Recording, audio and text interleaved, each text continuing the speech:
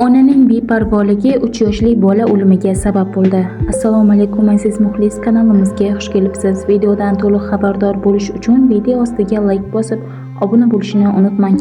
Like bosgan insonni Allohim doim qo'llasin. Ona farzandini mashinada 12 soatga unutib qoldirdi. Oqibatda 3 yoshli bola halok bo'ldi. Voqea Meksikaning Mexikali shahrida yuz bergan. Tergov ma'lumotlariga ko'ra, bola onasi bilan kechasi uyga qaytgach, avtomobilda qolib ketgan. U bolalar o'rindig'ida xavfsizlik kamariga bog'langan holda bo'lgan va 12 soatdan ortiq vaqt davomida yopiq mashinada qolgan. Ertasi kuni soat taxminan 13:30 da bir ayol avtomobil ichidagi bolani payqab, yordam chaqirgan. Voqea joyiga yetib kelgan shifokorlar bolada hayot alomatlari yo'qligini aniqlagan. Shifokorlar bolaning tanasida kuyish izlarini qayd etgan. O'limning asosiy sababi sifatida issiq urishi ko'rsatilgan.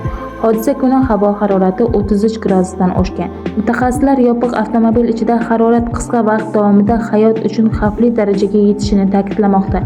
Holat yuzasidan tergov ishlari boshlangan. E'tiboringiz uchun rahmat. Bizni kuzatishda davom eting.